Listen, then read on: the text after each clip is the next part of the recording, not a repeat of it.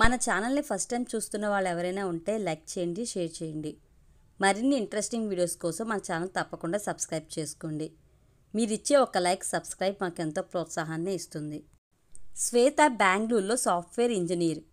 అందం, చదువు, సాంప్రదాయం మెండుగా ఉండే శ్వేతను పెళ్లి చేసుకోవడానికి పెళ్లి కొడుకులు క్యూ కట్టారు. మంచి మంచి సంబంధాలు వచ్చినా మేనత్త కొడుకు మధుసూదన్ రావునే పెళ్లి చేసుకోవాలని నిర్ణయించుకుంది శ్వేత. మధుసూదన్ రావు పక్కా పల్లెటూరు వ్యక్తి. 10 ఎకరాల పొలం, ఒక పెంకిటిల్లు అతని ఆస్తి. తల్లిదండ్రులకు ఒకడే కొడుకు, బీకాం చేశాడు. శ్వేత చూస్తే సాఫ్ట్వేర్ ఇంజనీర్. మధుసూదన్ రావు డిగ్రీ చదువుకున్న పల్లె యువకుడు. ఇద్దరూ ఒకరికొకరు ఇష్టపడ్డారు కాబట్టి ఇరు కుటుంబాలకు అభ్యంతరాలు ఏమీ లేవు. కాబట్టి ఒక మంచి ముహూర్తం చూసి శ్వేతకి మధుసూదన్ రావుకి పెళ్లి జరిపించేశారు పెద్దలు. మనకి 10 ఎకరాలు పొలం ఉంది, ఉద్యోగాలు సద్యోగాలు ఎందుకు, ఇద్దరూ పల్లెలో ఉండి హాయిగా ఉన్నదాంతో సంతృప్తి పడండి అన్నారు శ్వేత మధుసూదన్ రావు కుటుంబీకులు. లేదు లేదు, నేను కష్టపడి బీటెక్ చేశాను. టీసీఎస్లో మంచి ఉద్యోగం, ప్యాకేజీ చాలా బాగుంది. భవిష్యత్తులో మంచి పొజిషన్లోకి వెళ్ళే అవకాశం ఉంది. పొలం చూసుకోవడానికి మీరు ఎలాగో ఉన్నారు. మధు, నేను బెంగళూరులోనే ఉంటాము. టీసీఎస్లోనే క్లర్క్ పోస్టులో మధుని చేర్చడానికి ప్రయత్నిస్తాను. వయసు, సమర్థత ఉన్నప్పుడే కష్టపడి సంపాదించాలి కదా. రేపు రాబోయే తరాలకు బాగుంటుంది. పైగా ఈ పల్లెల్లో ఏం చేస్తాం, పొలం గురించి మాకు అంతగా తెలియదు కదా అంది శ్వేత. శ్వేత చెప్పింది నిజమే కదా అన్నాడు మధు. మనము 10-15 సంవత్సరాల వరకు మనం చలాకీగా ఉండగలం. పొలం వ్యవహారాలు చూసుకోగలం. ఈలోగా పిల్లలకి నచ్చినట్లు వాళ్ళను ఉండనిద్దాం. మనం ముసలైపోయి మంచాన పడితే అప్పుడు చూద్దాం. ఎలాగూ వాళ్ళు ఇక్కడికి రాక తప్పదు ఎప్పటికైనా అంటూ సానుకూల దృక్పథంతో ఆలోచించారు శ్వేత, మధు కుటుంబ సభ్యులు. శ్వేత, మధు బెంగళూరులో చేరుకున్నారు. టీసీఎస్లో శ్వేతకు మంచి పేరు పలుకుబడి ఉండటంతో మధుకు క్లర్క్ పోస్టు రావడం పెద్ద కష్టం కాలేదు. బెంగళూరులో మంచి ప్రాంతంలో మంచి ఇల్లు అద్దెకు తీసుకున్నారు ఆ నూతన దంపతులు. ఇరుగు పొరుగు మంచి కుటుంబాలు కావడంతో పుట్టింట్లోనే ఉన్న ఫీలింగ్తో సంతోషంగా ఉండేవారు మధు, శ్వేత. వాళ్ళని ఆ కాలనీలో మేడ్ ఫర్ ఈచ్ అదర్ అనేవారు అందరూ. శ్వేత టీసీఎస్లో మంచి పొజిషన్లో ఉన్నప్పటికీ కంపెనీలో భర్తను చాలా గౌరవ మర్యాదలతో చూసేది. కంపెనీలో అందరికీ మధుని పరిచయం చేస్తూ మధు లాంటి మంచి మనిషిని పెళ్లి చేసుకున్నందుకు తాను చాలా చాలా సంతోషంగా ఉన్నానని చెబుతుండేది. మధు, శ్వేత ఇంట్లో ఉన్నప్పుడు శ్వేత, మధు మాట ప్రకారమే నడుస్తుండేది. ఇంటి పూర్తి యాజమాన్యం మధు చేతుల్లోనే ఉంచేది. సాధారణ గృహిణి సాంప్రదాయ భార్యగా మధుని గౌరవ మర్యాదలతో చూస్తూ హృదయపూర్వకంగా మధుని ఉన్నతంగా చూడాలని ఆశించేది శ్వేత. ఎక్కువ చదువుకున్న, మంచి ఉద్యోగంలో ఉన్న భార్య తన్ని చాలా గౌరవంగా చూస్తుందని, తన్ని ఎక్కడా తక్కువ చేయకుండా మంచిగా ఉంటుందని మధు కూడా సంతోషంగా ఉండేవాడు. మధుసూదన్ రావుకి ఆర్థిక విషయాల యాజమాన్యాన్ని అప్పగించిన శ్వేత తన డైలీ ఖర్చులకు మాత్రమే అతని నుండి డబ్బులు తీసుకునేది. మేడం ఇంట్లో పిల్లి, ఆఫీస్లో పులి. ఆమె ఆటలు అయ్యగారి ముందు సాగవట కదా. అయ్యగారు ఆఫీస్లో క్లర్క్, ఇంట్లో బాస్ అంటూ కంపెనీలో గుసగుసలాడుకుంటున్నది శ్వేతకు తెలిసినా ఆనందపడేది. భర్తదే తనకన్నా పైచేయి అని అందరూ ప్రత్యక్షంగానో పరోక్షంగానో అనుకోవడం తనకు ఆనందమే కదా అనుకుంటూ మురిసిపోయేది. 2 సంవత్సరాలు గడిచాయి. మధుసూదన్ రావుకి డబ్బు మత్తు ఎక్కువైంది. ఇద్దరూ సంపాదిస్తున్న దానిలో నుండి తల్లిదండ్రులకు పైసా పంపనవసరం లేదు. పైగా భార్య శ్వేతకు కూడా తల్లిదండ్రులకు ఏకైక కూతురు కావడంతో ఆమె తల్లిదండ్రుల తరపున కూడా చాలా ఆస్తి తనకు కలిసి వస్తుందన్న ధీమాతో పొదుపు జోలికి పోకుండా డబ్బును విచ్చలవిడిగా ఖర్చు చేస్తుండేవాడు మధు. వీకెండ్లో ఇంటి పట్టున ఉండక ఫ్రెండ్స్తో పబ్బులు, క్లబ్బుల్లోనే కాలం గడుపుతుండేవాడు. సకల వ్యసనాలు సాగించేవాడు. భార్యను కొట్టడం, సూటిపోటి మాటలతో వేధించడం మొదలుపెట్టాడు. మధు ఆగడాలు ఒక్కోసారి మితిమీరిపోయేవి. శ్వేత లగేజ్ని ఇంటి బయట పడేసి ఇల్లు వదిలి బయటకు పొమ్మనేవాడు ఆమెను. ఇరుగు పొరుగు వాళ్ల వద్ద పరువు పోతుందని శ్వేత భర్తని బ్రతిమిలాడుతూ సర్దుకుపోతుండేది. కాలం గడుస్తున్న కొద్దీ మధు కాలయముళ్లా తయారయ్యాడు. ఇంట్లో శ్వేతకు నరకం చూపిస్తుండేవాడు. ఇంటినే క్లబ్బు, పబ్బు చేసేస్తుండేవాడు. మధు ఇలా చేస్తున్నాడని ఎవరికీ చెప్పేది కాదు శ్వేత.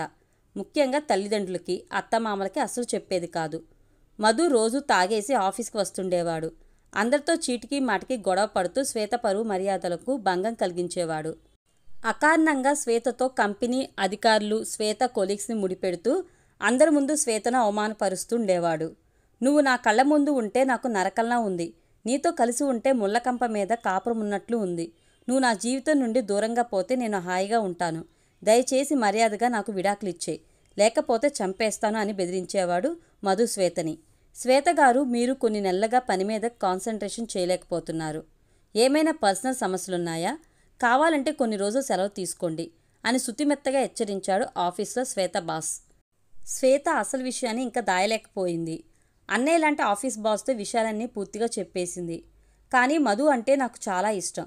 నేను జాబ్ మానేసి అతన్ని తీసుకుని పల్లెకు పోవాలనుకుంటున్నాను. అతన్ని మంచి మనిషిగా మార్చాలన్నది నా జీవిత ధ్యేయం అంటూ కంటతడి పెట్టుకుంది శ్వేత. శ్వేత, నేను నీ శ్రేయోభిలాషిగా చెబుతున్నాను. నువ్వు మీ బావ మీద పిచ్చి ప్రేమతో పగ్గాలు వదిలేశావు. ఆర్థిక యాజమాన్యం అంతా అతని చేతుల్లో పెట్టి తప్పు చేశావు. పాతకాలం నాటి మనిషిలా ఇంట్లో నోట్లో నాలిక లేని వనితగా అతని అహానికి మరికొంత చేదోడు వాదోడుగా నిలబడి అతన్ని పాడు చేశావు. నువ్వు మంచిదానివే, కానీ అతి మంచిదానివిగా ఉండకూడదు. నీవు నిజంగా అతన్ని బాగు చేయాలంటే కొన్నాళ్ళ పాటు అతనికి దూరంగా ఉండు. నాకు తెలిసి భార్య వారం రోజులు ఇంట్లో లేకపోతే చాలు, భర్తకి ఆమె లోటు తెలుస్తుంది అని చెప్పాడు శ్వేత బాస్. బాస్ చెప్పింది బాగుంది అనుకున్న శ్వేత పై అధికారులను ఒప్పించి అమెరికా వెళ్ళిపోవడానికి సిద్ధమయ్యింది. ఆమె ట్రాక్ రికార్డు మంచిది కాబట్టి ఆమెను అమెరికాలోని టీసీఎస్ కంపెనీకి బదిలీ చేశారు కంపెనీ వాళ్ళు. పో, నువ్వు లేకపోతే బ్రతకలేనా ఏంటి, పో అంటూ నిర్లక్ష్యంగా మాట్లాడుతూ ఆమెను అమెరికా సాగనంపాడు మధు. భర్త ఉద్యోగం పోకుండా హామీ తీసుకుంది శ్వేత కంపెనీ నుండి. మధుసూదన్ రావుకి కష్టాలు మొదలయ్యాయి. బెడ్ టీ మొదలుకొని రాత్రి డిన్నర్ వరకు, వంట చేయడం మొదలుకొని బెడ్షీట్స్ వరకు ఉతకడం, ఇల్లు ఊడ్చడం, అంట్లు తోమడం, బాత్రూమ్ కడగటం, ఇలా అన్ని పనులు తనే చేసుకోవాల్సి వస్తుంది. శ్వేత ఉంటే తనకు చిన్న పని కూడా చెప్పేది కాదు. నన్ను అపురూపంగా చూసుకునేది అనుకునేవాడు మధు. అయినా అడ్డు వచ్చి భార్యతో ఆ విషయం చెప్పలేదు. శ్వేత ఫోన్ నెంబర్ మారిపోయింది. నెట్లో కూడా మధుతో టచ్లో లేదు. శ్వేత, మధు జీతం తగ్గించేశారు కంపెనీ వాళ్ళు. ఇంటికి పోదామంటే పుట్టినింటి నుండి మెట్టినింటి నుండి చివాట్లు, చెప్పు దెబ్బలు తప్పవు. శ్వేత అమెరికా వెళ్ళిపోయి 1-2 నెలలు ఏకంగా 6 నెలలు దాటిపోయాయి. మధు పిచ్చివాళ్ల తయారయ్యాడు. భార్య లేని లోటు తెలిసింది. ఇంతకాలం ఆమెను రాచి రంపాన పెట్టాను, ఇప్పుడు ఆమె విలువ తెలుస్తుంది అనుకుంటూ నేరుగా శ్వేత బాస్ వద్దకు పోయి అతనితో మనసు విప్పి మాట్లాడాడు. శ్వేత మంచి అమ్మాయి, దానికి తోడు బాగా చదువుకుంది, సిన్సియర్ ఉద్యోగి. ఆమె మనసు బంగారం. మహిళ అంటే ఇలాగే ఉండాలి అన్న పద్ధతిలో ఉంటుంది ఆమె. అలాంటి అమ్మాయిని వేధించి బాధించి ఆమె విసిగి వేసారి పారిపోయేటట్లు చేశావు. ఇప్పుడైతే ఆమె ఎక్కడుందో నాకు తెలియదు అని కొంచెం నాటకమాడాడు శ్వేత బాస్. శ్వేత అడ్రస్, ఫోన్ నెంబర్ గురించి ఆఫీస్లోనూ కంపెనీలోనూ అందరి చుట్టూ తిరిగాడు మధు. భార్య లేని లోటు తెలిసి తాగుడు మానేసి బుద్ధిగా ఉండటం నేర్చుకున్నాడు. శ్వేత తల్లిదండ్రులకు, అత్తమామలకు విషయం తెలిసినా మధును ఓదార్చడానికి ప్రయత్నించలేదు వాళ్ళు. శ్వేత ఏం చేసినా మంచే చేస్తుందన్న నమ్మకం వారిది. ఎవరి నమ్మకం వారిది. ఏనాటికైనా మధు, శ్వేత సుఖంగా ఉంటారనే ఆశ వారిది. శ్వేతకు నా మీద కోపం తగ్గిపోయి మళ్ళీ వస్తుంది, మాకు మంచి రోజులు వస్తాయి అంటూ మిత్రులతో చెబుతుండేవాడు మధు. మధు 100% మంచి మనిషి అయ్యాడు, కడిగిన ముత్యంలా తయారయ్యాడు అన్న వార్తను ఆఫీస్ బాస్ ద్వారా తెలుసుకున్న శ్వేత రెక్కలు కట్టుకుని అమెరికా నుండి బెంగళూరులో వాలింది. నేరుగా ఇంటికి చేరింది. ఆ సమయంలో భర్త వంటింట్లో ఉన్నాడు. మురికి పట్టిన లుంగి, మసి పట్టిన టవల్, మాసిపోయిన బనియన్, పెరిగిన గెడ్డం, తైల సంస్కారం లేని జుట్టు, చూడ దరిద్రంగా ఉన్నాడు. గరిటె పట్టి పడరాని పాటలు పడుతున్నాడు. భర్తను ఆ స్థితిలో చూసేసరికి శ్వేతకి కన్నీలాగలేదు. శ్వేతను చూడగానే మధు కళ్ళల్లో నీటి సుళ్ళు తిరిగాయి. ఇద్దరి మధ్య కాసేపు మౌనం. తరువాత, నన్ను విడిచిపోవద్దు శ్వేత, నేను నువ్వు చెప్పినట్లే వింటాను అన్నాడు మధు నెమ్మదిగా.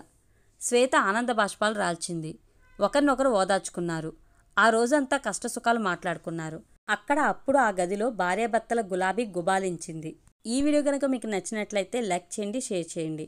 మరిన్ని ఇంట్రెస్టింగ్ వీడియోస్ కోసం మన ఛానల్ తప్పకుండా సబ్స్క్రైబ్ చేసుకోండి. Thank you.